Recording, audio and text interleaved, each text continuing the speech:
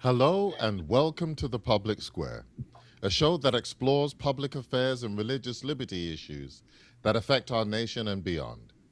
I'm your host, Paul Goodridge, and I'm the Public Affairs and Religious Liberty Director for the South Central Conference of Seventh day Adventists, located in Nashville, Tennessee. In each episode, we'll talk to people who are on the front lines for the fight for civil and religious liberty. My goal is to inform about issues that directly and indirectly have an impact on everyday life, ignite meaningful thought and reflection, inspire my audience to action, and integrate faith principles in how we relate to others. In today's show, we're going to talk about healthcare in the United States. The United States Department of Health and Human Services is the largest public health agency in the country. It oversees Centers for Disease Control and Prevention, which obviously seeks to control disease outbreaks. The Food and Drug Administration, overseeing food safety and drug safety. The National Institutes of Health, which focuses on research. And Medicare and Medicaid, which oversees health coverage for millions of people. Today, we're going to examine changes to the healthcare system and how these changes impact access to healthcare and the healthcare experience.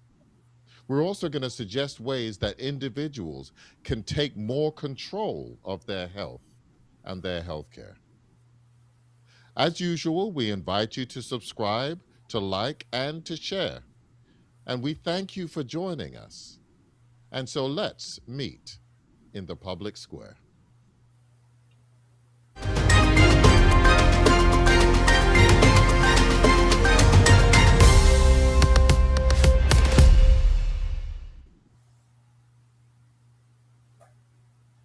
My three guests this evening approach the topic of healthcare from positions of authority. First, we have Dr. Chinwe Efribe, who is the founder and CEO of a pediatric direct primary and specialty care clinic, which seeks to redesign how youth and young adults experience healthcare. We're also joined by Dr. Shauna K. Denham Wilkes, who is the Chief Operations Officer at New York Health and Hospitals at McKinney Health System. And finally, we have Dr. Zakiba Henderson, the founder and principal consultant of Equity, Safety, and Well-Being Consultants, and a senior health advisor at the National Institute for Children's Health Quality. So, ladies, good evening and welcome to the public square. Thank you so much. Thank It's great to be you. here. All right. So we're in the month of March, and so it's Women's Month, and so it's good to have be surrounded by such talented and knowledgeable and expert ladies in the medical field. So let me kind of begin a little bit by just asking a general question, and each of you can answer this question. If you had to give the American healthcare system a checkup, so to speak, a report card today, what grade would you give it and why? And let's begin with Dr. Henderson. I would give a grade of a C minus. Yeah. So there are some good things, but the bad sort of outweighs the good and drags that grade down. For a country that spends more per capita on healthcare than any other country in the world, we have a serious issue with the quality of care that we provide, the cost of care, access to care. We also have issues, with just overall lifestyle issues and expectancy in this country that has come on the downside, is declining. And then specific to my field, I give the minus on the C specifically related to how the health for mothers and babies are in this country. And it's not great. We have some of the worst infant and maternal mortality in the world for an industrialized nation. So C minus. Right. Okay. All right. That's kind of fair to. I mean, it's still a passing grade, but it's getting down there. Okay, Good. Dr. Efribe, do you give a better assessment? I know. I was hoping to maybe, but I actually agree with that C minus. Okay. I don't know if I would go any lower because I think maybe when we think about how far we've come along with research, a lot of institutions are really seeking to improve care. There are a lot of innovation, and whether it's technology with AI, being implemented in a lot of different ways to optimize care. I see the effort, but when it comes Mhm. down to the front lines, practical applications of well-being, yeah, I think we're not quite there yet. Hmm. Especially as we're trying to balance the care of the population and the care of the people who are caring for that community. Sometimes I think those who are in the healthcare setting, in the healthcare space, we're not necessarily practicing what we preach, and so it's hard for us to support our communities to be healthy if we're also struggling within our own infrastructure. And so I feel like Mhm. there's room to go for us to maybe put a mirror to ourselves, and if we're able to model what health looks like, that is promotion, not just sick care or treatment, I think we can maybe expect more from our community members. Mhm. So, but that's where I am, Okay. especially Two with C adolescents, minuses. with teens. Dr. Denham Wilkes, please. Is there any hope? I think what I'm hearing from my colleagues is that because there is a difference between the healthcare and the healthcare business, that we're really having to grade on a curve, right? So balancing a lot of factors, especially because we know that there remain a lot of inequities still in the care that's delivered. And so the costs themselves make the pathway to equity a really steep climb.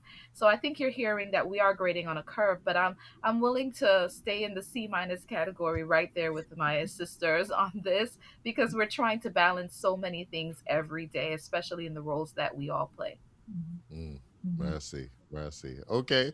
Well, let's dig into this. Let's dig into this.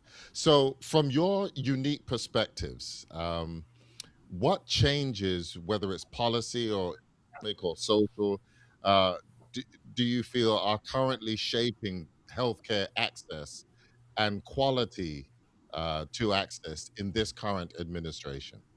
And anybody can jump in. We can talk about this all night. Hmm. Yeah.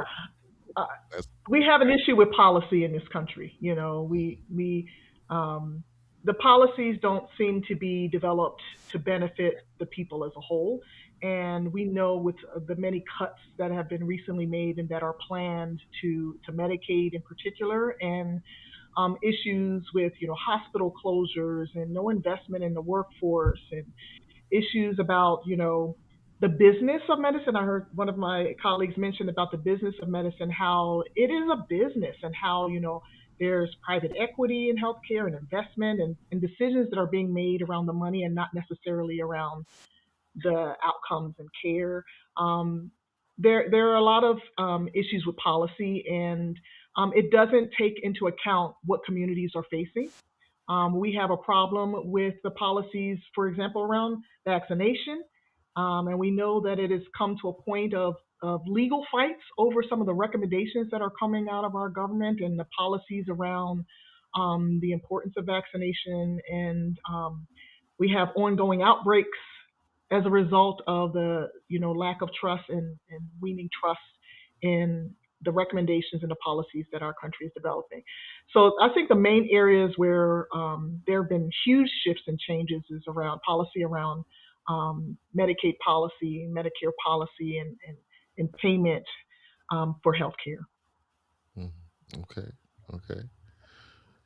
And anybody else want to jump in? I want to pull that thread a little bit because as a result of circumstances beyond the control of the healthcare provider, the healthcare caregiver. There are going to increasingly be impacts to the delivery of care that really positions America's healthcare system to be in a season of unprecedented constraint.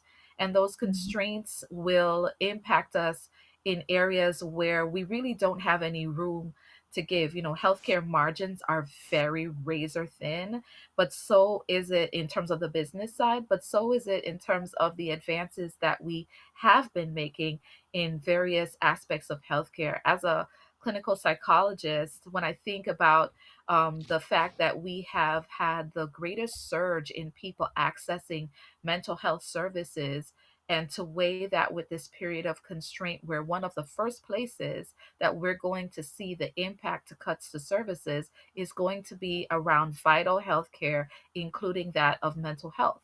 And that touches on so many aspects of society that we deal with, where in situations where we're helping the most marginalized. And so it's almost as if all the hard work that has been done on the ground that impacts people directly is going to face some serious headwinds. And so the constraints in the delivery of care that are going to come out of this political season are going to impact us in ways that feel like we've taken one step forward and 100 steps backwards. Mm. Hmm. Yeah, I like to echo the. Oh, sorry. Do you have another question? No, no, no. Go ahead, please. Yeah, with regards to mental health, because I think thinking about how healthcare right now is focused on, what we see, we're missing out on the things that we can prevent, and the efforts that were really put into vaccines and trying to do a lot more prevention really is becoming challenging to say the least, because now having conversation with the patient in the room, you know, they're asking me what's true when the Hmm. bodies that we used to depend on to provide accurate information, evidence-based information, things that provide some solidarity, like even within our own group, if that's a bit shaky, it makes it harder for us to develop rapport with those who are in our exam rooms. And so I think it's really thinking through, how do we maintain our connection, our relationship with those that we're caring for, but at the same time provide them that surety that we're making our decisions based on evidence. And I think that's harder and harder for us to prove that if we don't have a backing from the policies that are being made through this administration. Hmm. But Mm. Yeah, and Yeah. I think there's just this in this season. It just feels like policymakers really don't care about us and our health. Um, I mentioned about vaccination, but even thinking about, in comparison to the previous administration, and not even talking about political party, but there was a lot of emphasis, for example, on maternal deaths and recognizing that, young, healthy women were dying unnecessarily in this country. But all of those efforts, many of them have been rolled back completely, Mm. and just a complete 180 from, some of the policies that were already in place, really to keep people safe in this country. They seem to be being rolled back, and resources are not being directed, toward the things that will make our country healthier. The programs, the laws, the funding, all of that. There seems to be a huge shift away from health and from public health, and the complete destruction of public health infrastructure and programs and agencies in this country is going to have an effect and impact on health in this country for generations.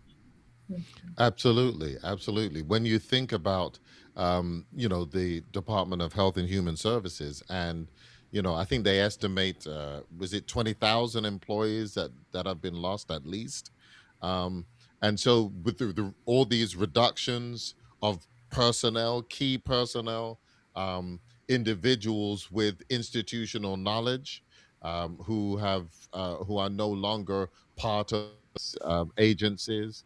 and then funding that is cut, that has been which goes towards Mhm. research and other Mhm. vital programs and services, Mhm. etc. Opportunities.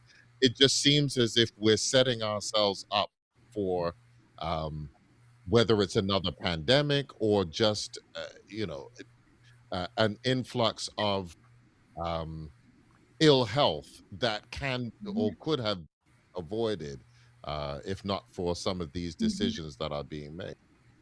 Am I way Mhm. off here? You're right on it. Right on Mm, And point. I think that what we learned also during the pandemic is that there are other pandemics that have been happening in our healthcare system that were happening out of the sight and mind of many people, but were amplified once our world went into this most unique condition. So we Mhm. were already dealing with so many inequities that impacted some marginalized communities. And then once the pandemic, forced us into certain conditions, became amplified, right? People who had a harder time weathering the illness itself were already dealing with compromised health that is rampant and rife in many communities. So my concern is that will it take another Mhm. global um, crisis of that magnitude for us to again see what's possible? Because if you think about it, this period of constraint comes after a period of permissibility. Many of the things that we Mhm. as healthcare leaders were told could not be done Mhm. during the pandemic were permitted and were able to Mhm. be done. And so we're seeing this, rebound and overcorrection in constraints. But we know now what's possible. And I think that it's important for us to not forget what all of a sudden became possible when Mhm. something came to everybody's doorstep, right? We're mhm, going back into a period of constraint where those who are marginalized are going to feel it first. And I really do hope it won't take something like a global pandemic that touches everybody in order for us to be able to do healthcare in a way that truly transforms lives. mhm. Agreed. So how are we finding those who are falling through the cracks? Typically, as presently constructed, and kind of where it seems as if things are going, um, who are the ones who are going to be able to benefit from um, healthcare in America, and what do those who fall in the cracks? What are they?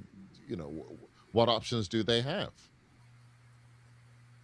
Yeah, at this point, I think it's really down to some of the grassroots nonprofits who have closer access to the members who are within those gap areas, Mhm, whether it's providing basic needs. Because a lot of things when it comes to healthcare is not just about diseases, it's about your lifestyle Mhm. and, you know, food, nutrition, physical activity spaces, Hmm. coping mechanisms. Those are the small sort of stepping stones that, if not managed and well regulated, lead to chronic conditions. And so I Mhm. really, tip my hat out to those who are already on the ground, who, start different programs here and there that are meeting those needs in small pockets. Now, mind you, it's piecemeal. And that's why, we have a benefit of health efforts so that it can sort of, provide support for a larger group. But at this point, I think it's really dependent on some of the small um, uh, groups of people who are just motivated to help. But mhm, that's Mhm. where I see some people really making some moves to support our communities. You raise a really important point in that comment about the importance of services and support outside of healthcare per se, and the importance of lifestyle. And I think as we are in this situation where people are falling through the cracks with not having adequate medical insurance, or not having access to providers in their area is going to be even more important to push some of those preventive methods and lifestyle issues to help prevent disease. Prevention is going to be oh so much more important. And then all of those other services that also help people, people who are in food deserts or people who need support with housing, because we know healthcare only accounts for about what 10 to 20% of health outcomes, and how that other 80+% is where you live, what you Mm-hmm. eat, where you work, the air that you breathe. All of those things, play such a huge role in this time where there seems to be a de-investment in health, in public health, and healthcare is so much more important to be, super ultra local, and those programs that happen within the community to help support people, those other factors that contribute to health is going to play such a larger role. And it's so wonderful seeing, these organizations really take up the slack and providing services to communities to help them stay healthy. Mm-hmm. Mm. I want to So, I, call out also the caregiver. And when I mention the caregiver, I'm speaking about the clinical and non clinical staff that work in healthcare settings who are facing unprecedented levels of burnout, who are still experiencing post traumatic stress in many cases from working through the pandemic. We also know that the healthcare workforce relies very heavily on people of color. And often, what we find is a great pocket of people of color who are working in healthcare, especially in systems like the ones that I work in, which is a safety net hospital. I'm actually working in the largest municipal healthcare system in the United States, New York City Health and Hospitals. In those communities, many of the caregivers come from the communities as well. So not only are they delivering the care, but they are also experiencing many of the healthcare issues that are being seen by the people that they're treating. And so they're also, coming to work, but wondering about food and about housing and about all the issues that the patients themselves face, even access to care. So caregiver support is going to be even more important in this day and age to make sure that we have a well workforce to deliver the care, and also to make sure that we can stem some of the shortages, because healthcare workers are exiting healthcare in large and concerning numbers. mm, mm, I love that you have concern for the workforce. I really appreciate that. As a care provider, and the fact that you raise the issue of the well-being of the workforce is so important. And often, providers get painted as the villain in all of this.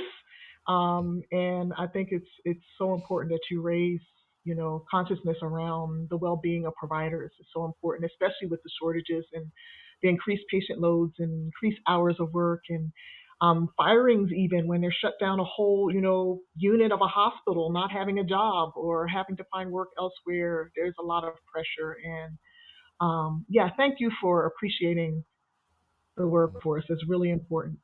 yeah. We're not the villains. So it's I was having a conversation with a doctor who was transitioning his practice, insofar as becoming more of there's a I don't want to say a concierge, but more specialized in terms of fewer individuals, fewer patients, but being able to spend longer, more time. And he was just sharing with me his journey. That's how he's always sought to practice, Mm-hmm. but being constrained in an environment in which you've got to see 30 patients just to be able to make it.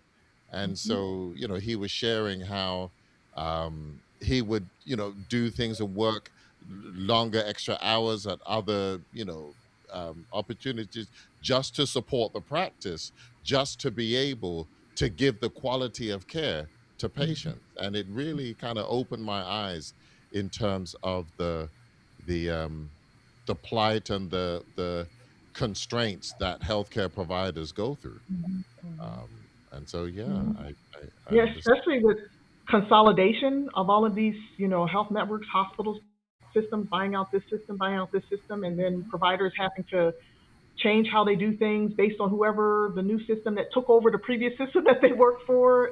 Yes. It's tough. Yeah, it is tough. Especially a friend of mine just sent me a message about an urgent care network that was about to change their model to hire less physicians and more mid-levels. And mind you, I love, working with mid-levels and nothing bad against them at all, but just looking at the different care models to cut down costs and Yeah. expense. And so the question now is like, where do they fit into the picture moving forward? But I can attest to the physician who changed locations and transition, because that's what happened to me. I worked in an FQHC where I was expected to see about 30 patients a day.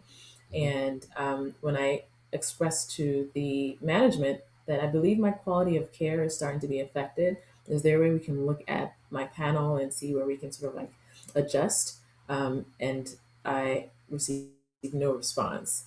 And and I say no response as like this indirect different ways, like, oh yeah, we'll talk about it, but it was a lot of deference. And Mhm. I think when my patients started telling me that, Dr. E, you're always apologizing for being late, and he's like, how can you how can you maintain in a system like the system doesn't allow you to be your best self?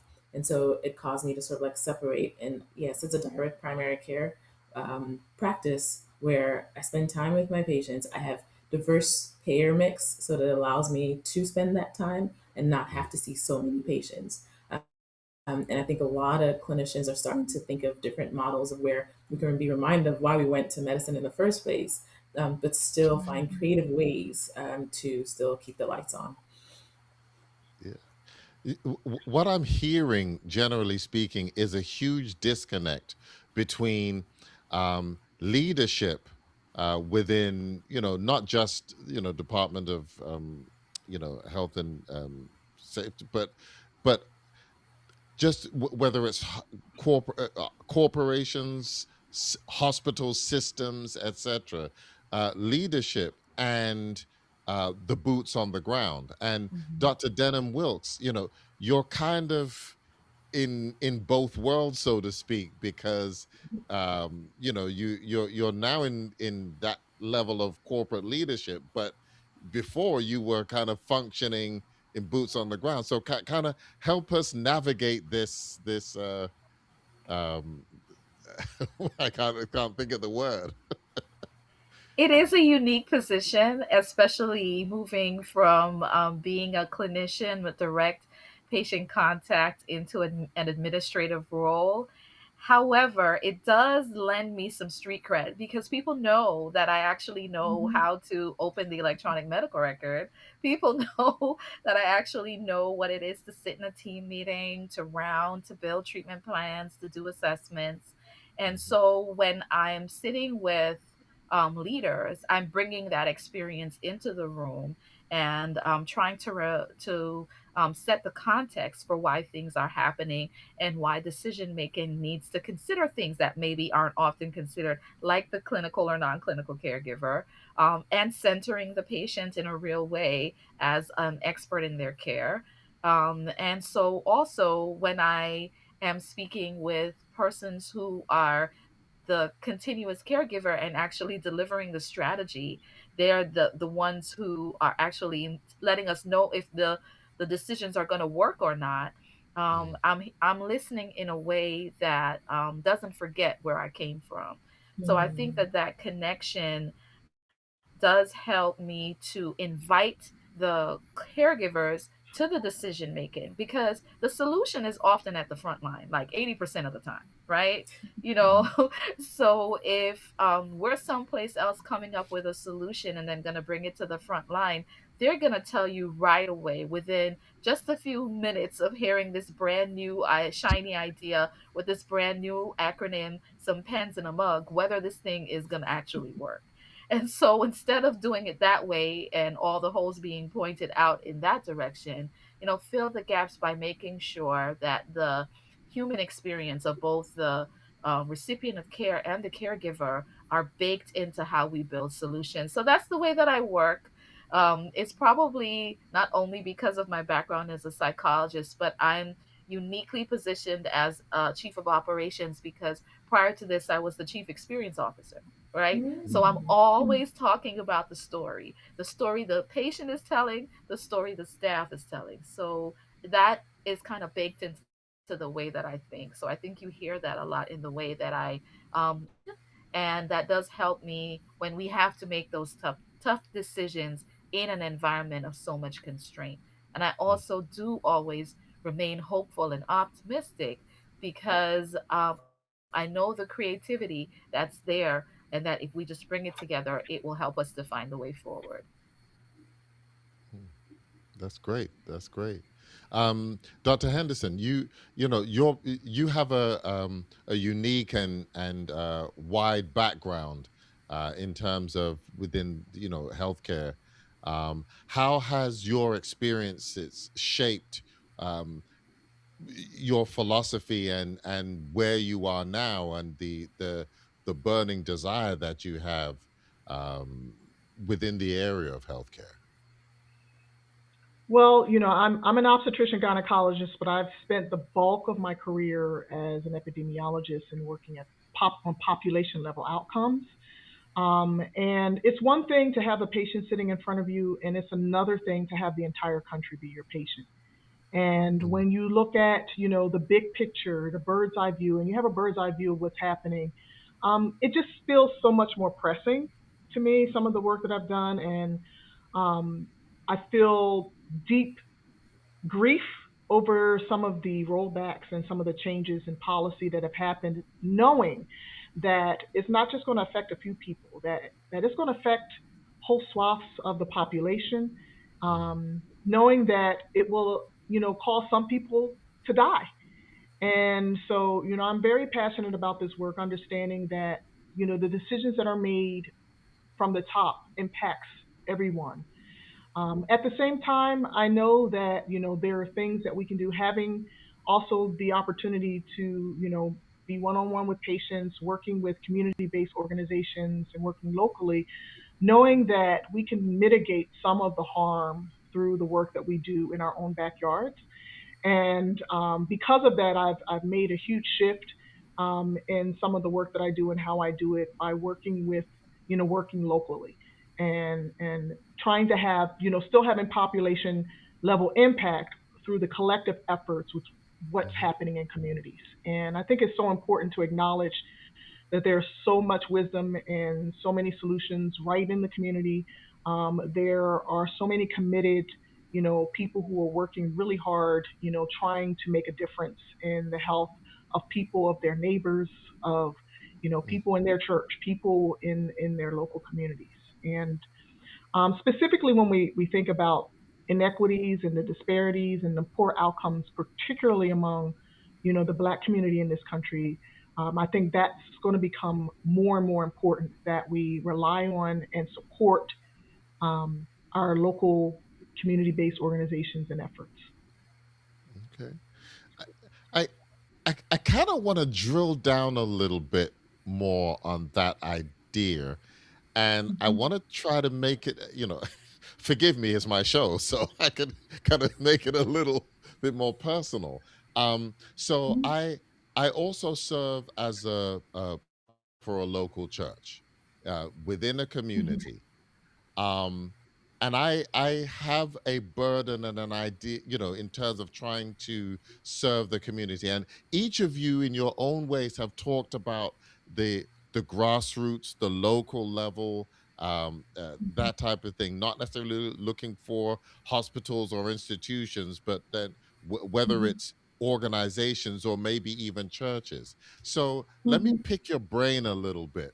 What are some of the things that we could consider tackling, taking on um, as churches to help provide some level health support within our communities? Each of you kind of, give me some ideas to that we could possibly think about? Well, I'm a maternal health provider, so most of my view fits around mom and baby health, pregnant people and their families, Mm-hmm. and there are lots of ways that churches can support families, whether it be from having. I know some churches um, have baby showers for the Mm-hmm. community, Mm-hmm. helping provide families with supplies and using that as an opportunity to also share information, whether it be health information about healthy habits during and after pregnancy, helping moms who may want to breastfeed, and discussions around nutrition, and supporting families materially with gifts and even money and things to help to support them. Churches can definitely do that. I've also seen churches very instrumental in screening fairs, health fairs. We know that there is an epidemic of heart disease and high blood pressure, and there are so many health providers that are members of churches that support churches that can be engaged with helping people identify issues that they need to seek health care for, and being a part of those types of efforts. Churches can be a part of being advocates, advocating for local, state, and federal policies that help support their communities. There are lots of things that churches can do. Those are just a few of the things that I've seen done and that are very effective. Mm-hmm. Okay. Okay. Uh, Dr. Efribe, Sure. especially when it comes to children and youth, youth health. What can church and faith based groups do to make a Yeah. difference? So my perspective is from the pediatric and adolescent medicine side, but I also used to be a youth ministries director at church. And I love AY because I feel like it's a prime opportunity to engage young people for wellness. Just doing the different activities I think are already set up within our institution to teach them about health, about mindset, about faith and what grounds you, how to cope with different situations, how to survive. Going on camping by itself is a survival mechanism for life. One of the things that I think we can expand on is really about the spectrum of health, where most times when we talk about nutrition in the church, it's mainly about, healthy eating, whether it's, veganism, vegetarianism. But I would love for us to explore, what happens when we don't self regulate how we eat, whether it's to the extent of knowing the risks and signs of eating disorders. So in adolescent medicine, that's some of the things that we address, but I don't necessarily hear us talk about that in the church. We do talk a lot about obesity, but not necessarily, again, the practical aspects of managing your how you eat and how you move.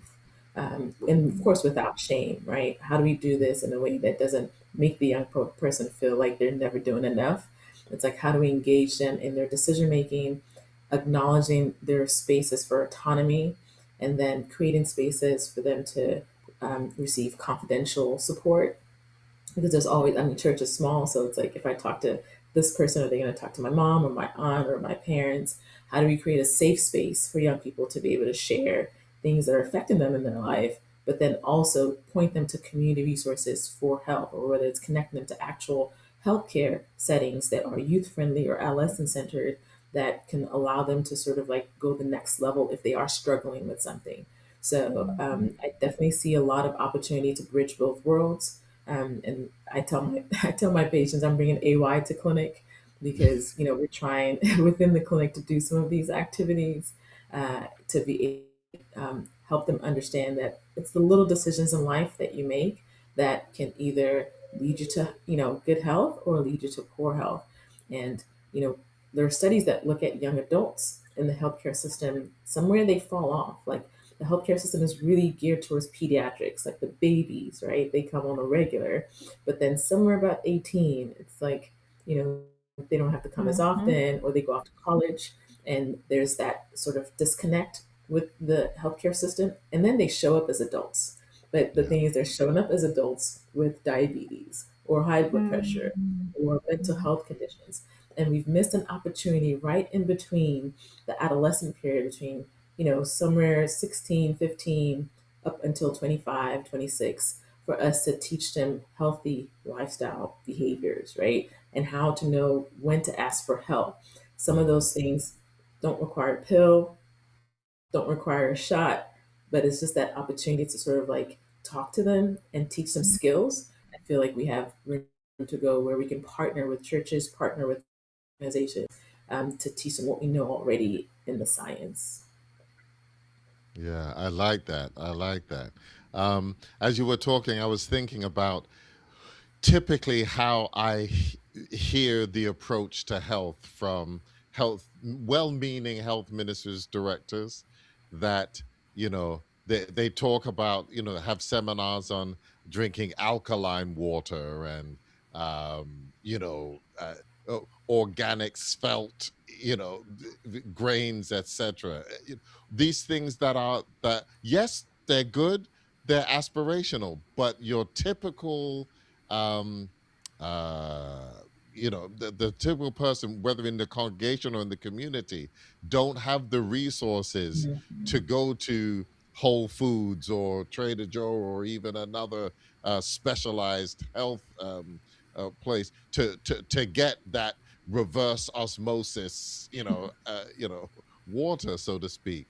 And I kind of approach the mindset of, if you're used to drinking 10 cans of soda a day, if I can help you replace Mhm. two or three, maybe four of those cans of soda with a With glass of water. water, then It's that's progress. automatically going to make a difference with your health. It doesn't have to be, well, no, you've got to go from 10, you know cans of soda to nothing. That's unrealistic. But gradually taking these steps and teaching them how they can make replacements. Mm-hmm. Yeah, I think that's a better approach. Am I way off course here? No, you're right on track. I mean, it's part of the theoretical model of Prochaska, health behavior change, really looking at where the person is and moving just one step, right, Hmm. closer to where you want them to get to. Because if you Yeah. try to rush them too fast or too far, then you might lose them. And again, it might feel like overwhelming for them to be able to reach the goal that you want them to have. Hmm. But at the end of the day, it's having a goal that's person centered, but then also helping them work within their means, within their resources. And I say celebrating wins, because, Mm, that one step is still progress. And you absolutely. just kind of like make small progresses over time. Hmm. Absolutely. Dr. Denham Wilkes, I want you to come from two different perspectives. Number Okay. one, as a clinician, I believe a mental health clinician before, what can we do as faith-based groups or churches to help in this area of mental health? But then I also want you to talk about the possibilities of partnerships between the local church and hospitals or healthcare systems.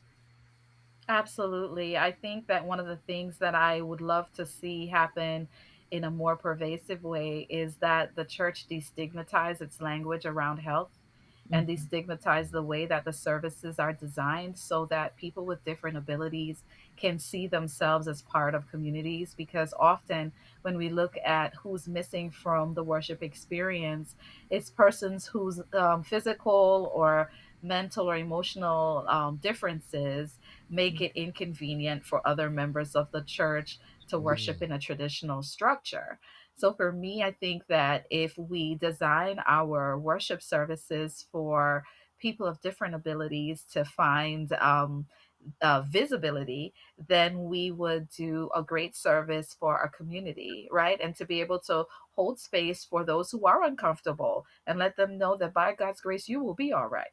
And mhm, it would be a good thing for all of us to stretch our concept of who should be in worship and what worship should look like in order to glorify God, which sometimes might mean, sitting with our own discomfort. And then also the language around health. How do we make sure that the way that we speak about health, the way that we speak about wellness is on all eight dimensions of wellness and just not in one sphere, right? If the health message is such an important part of the gospel commission, it can't just be physical health, because if you don't have the other aspects of your wellness, your emotional wellness, your financial wellness, your social wellness in good stead, then are you truly healthy? Even if you have more muscles and abs than anybody else, right?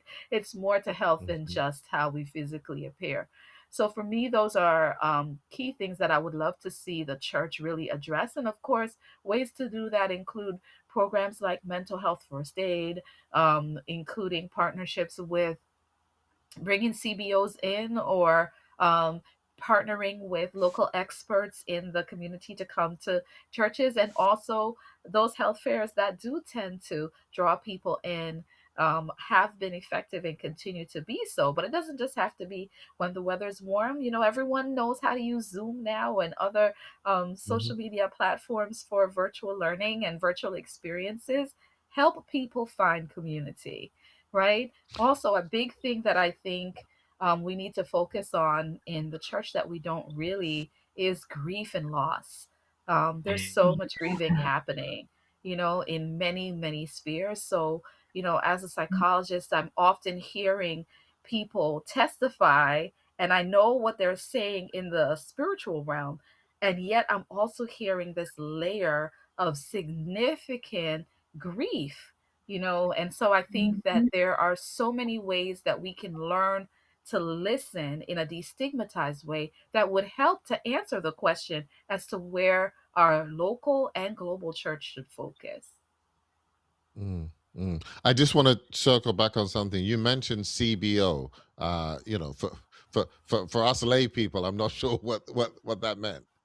Community-based organizations. Oh, thank you, thank you.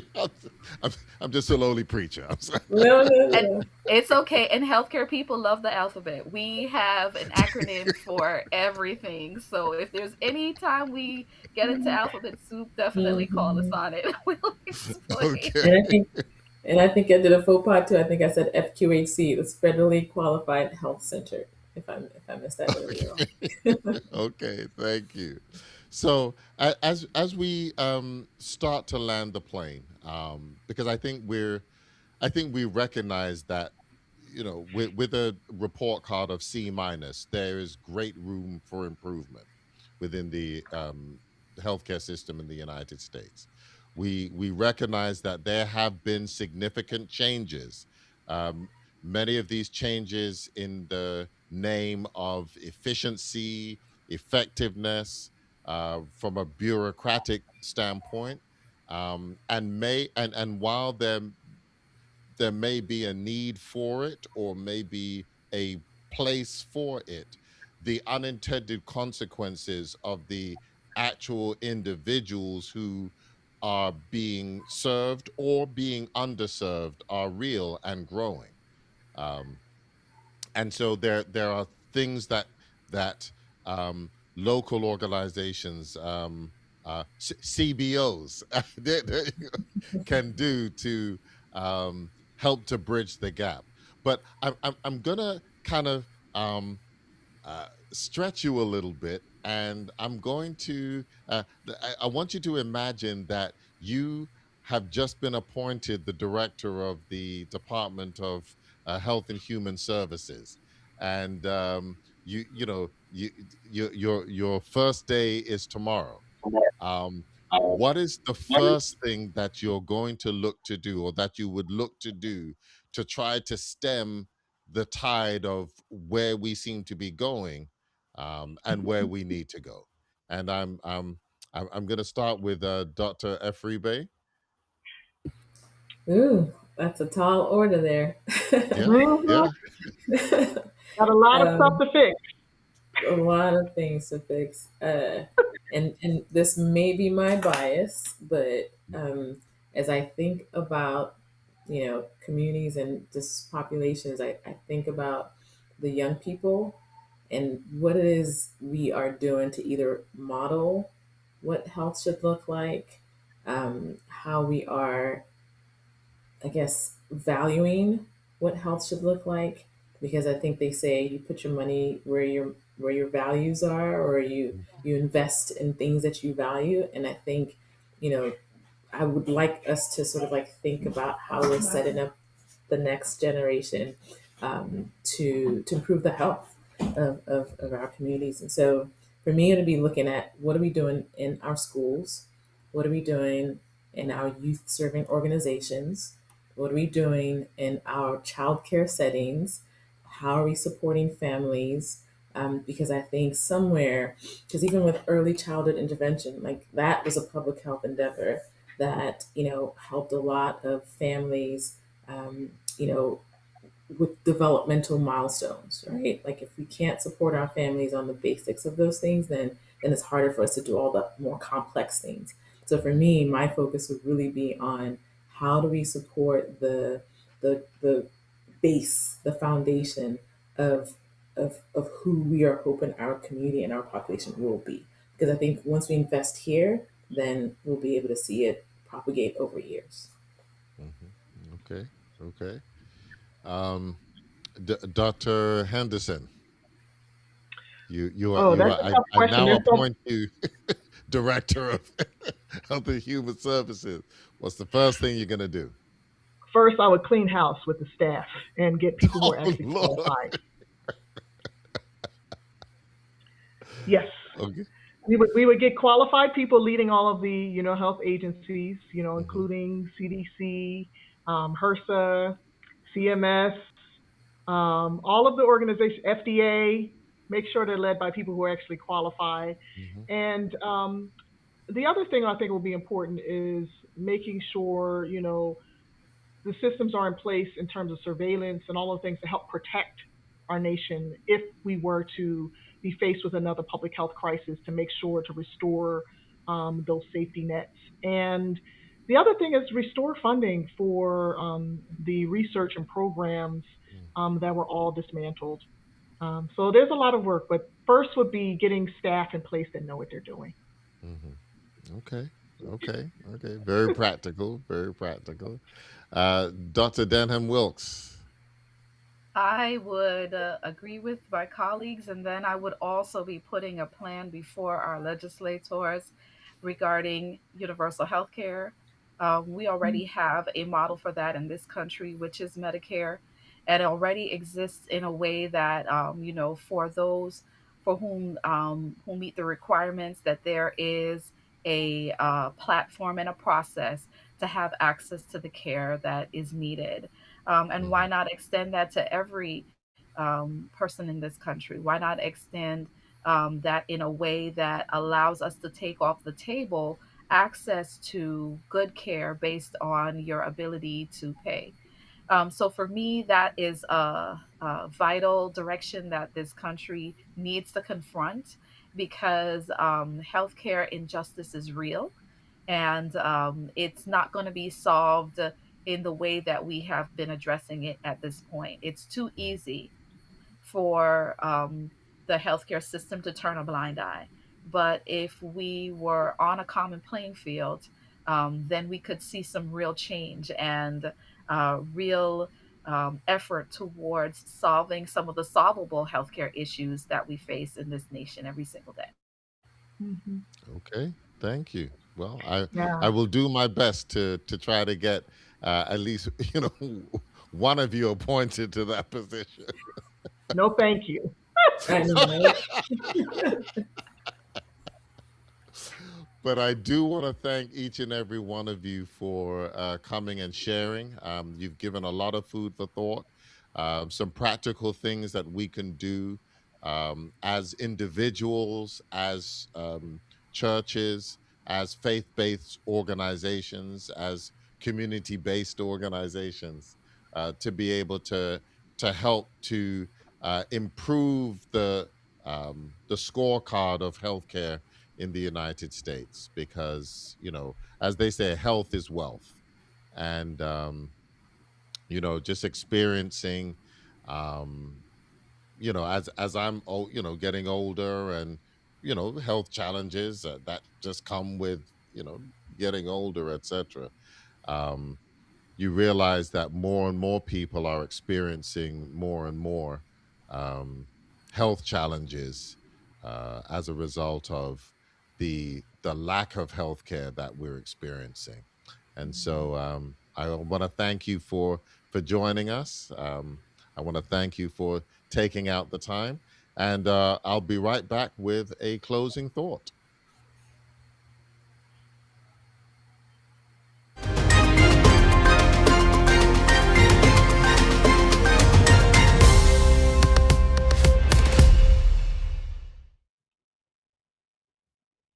As we look at the state of healthcare in the United States, it's important that we make it a priority for each and every one of us, not just for our personal health, but for the communities that we serve, for our families, for our neighbors, especially within a faith-based concept for context, excuse me, for our members, for our community. And so I just want to challenge you and inspire you to do something to whether it's to um, teach something, or at least inform about some healthcare opportunities, or just even legislate, or at least advocate for legislation that can help. But anything that we can do to encourage health. And I think the biggest way that we can encourage people is by exhibiting a healthy lifestyle ourselves. When people see that we are taking our health seriously and making those small strides towards better health, and we and foster a community that does that, then I think we can make a difference in the lives of not only our communities, not only our churches, but also this country. I want to thank you for joining us. Again, I encourage you to like and subscribe. I also want to encourage you to share this program with somebody who needs to hear this, or somebody who may be interested. We uh, are once a month on Thursday evenings. And so we look forward to seeing you in our next show. And we want to thank you again for joining us. And I'll see you next time on the Public Square.